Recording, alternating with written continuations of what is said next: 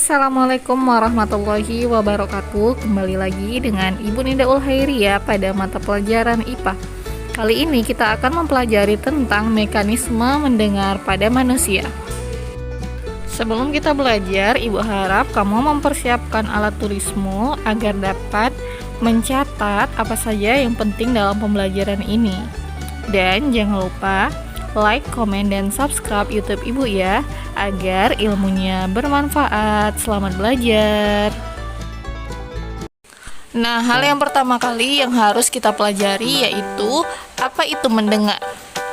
Nah, mendengar adalah kemampuan untuk mendeteksi getaran yang disebut suara, kemudian mencapai telinga melalui udara. Sebelum kita mengetahui bagaimana mekanisme mendengar, yang harus kita pelajari yaitu bagian-bagian dari telinga. Nah, coba perhatikan gambar berikut. Bagian telinga terdiri dari 3 bagian, yaitu telinga bagian luar, telinga bagian tengah, dan telinga bagian dalam.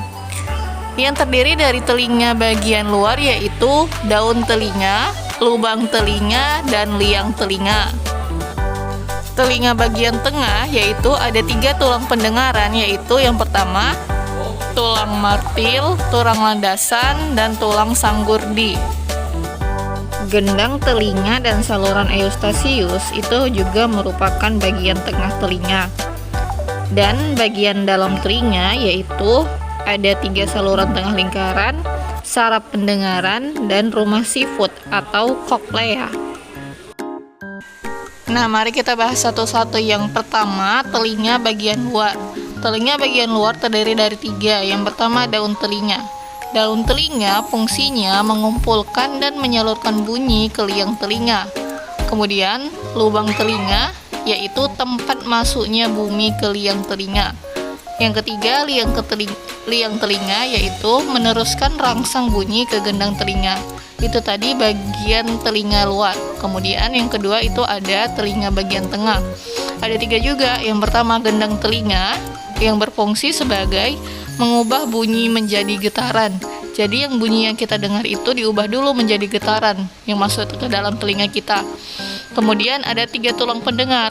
Yang tadi itu tulang martil, tulang landasan, dan tulang sanggurdi. Tulang-tulang ini berfungsi untuk memperkuat dan menghantarkan getaran ke saluran telinga yang lebih dalam. Yang ketiga itu ada saluran eustasius yang menghubungkan rongga mulut dengan telinga bagian dalam dan mengatur keseimbangan tekanan udara. Itu tadi telinga bagian tengah. Kemudian ada telinga bagian dalam.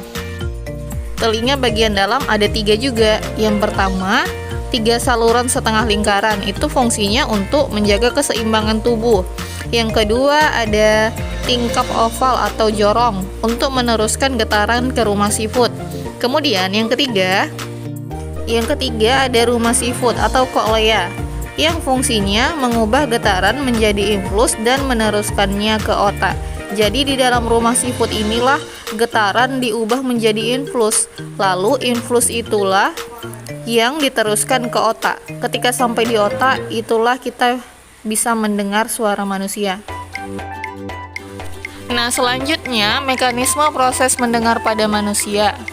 Proses suatu bunyi dapat didengar oleh seseorang diawali dengan masuknya bunyi ke dalam telinga yang ditangkap oleh daun telinga itu.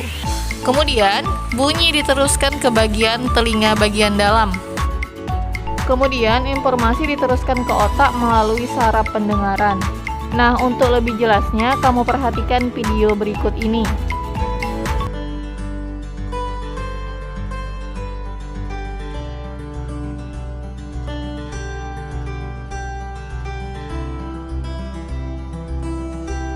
Nah, tadi mendengar adalah kemampuan untuk mendeteksi getaran yang disebut suara, kemudian mencapai telinga melalui udara.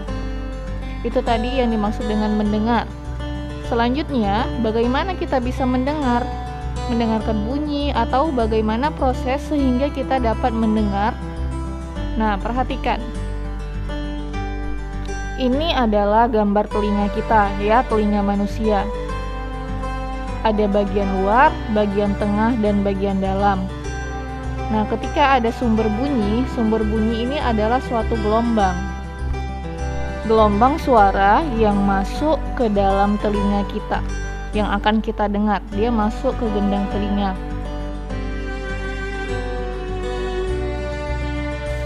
Nah, yang pertama yaitu daun telinga menangkap gelombang suara yang kita dengarkan. Kemudian suara kita diteruskan ke saluran telinga. Setelah daun telinga ada saluran telinga ya, anak-anak ibu. Kemudian gelombang tersebut menggetarkan gendang telinga kita. Jadi di dalam gendang telinga itu digetarkan suaranya yang kita dengar. Setelah itu setelah digendang telinga, kemudian menggetarkan tulang martil, tulang landasan, dan tulang sanggurdi pada telinga bagian tengah. Setelah itu, masuklah ke dalam rumah siput atau yang disebut dengan koklea. Getaran yang terjadi pada tulang sanggurdi ditransmisikan ke koklea yang berisi cairan yang disebut dengan cairan limfa.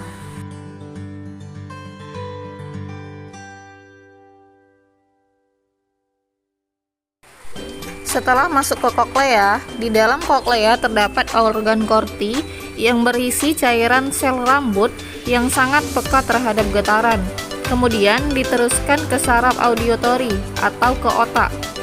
Nah, perhatikan skema proses mendengar pada manusia. Kamu perhatikan ya. Nah, mulai dari yang pertama. Yang pertama itu ada gelombang suara yang kita dengar tadi. Kemudian diteruskan ke daun telinga. Setelah di daun telinga, kemudian diteruskan ke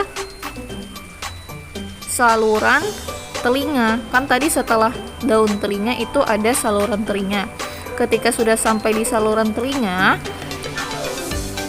kemudian suara yang masuk tadi menggerakkan gendang telinga kita. Nah, setelah gendang telinga kita tergerak, kemudian suara tersebut diteruskan lagi ke tulang-tulang telinga, yaitu tulang martil, tulang sanggurdi, dan tulang landasan. Setelah sampai di tulang telinga, kemudian suara diteruskan ke rumah siput atau koklea. Setelah itu, sampailah ke organ korti, dan ketika sampai di organ korti, maka terjadilah saraf. Saraf inilah yang akan diteruskan ke otak sehingga kita dapat mendengar. Nah, mungkin sampai di sini dulu materi kita hari ini. Tugasnya ada 4. Yang pertama, apa yang dimaksud dengan mendengar?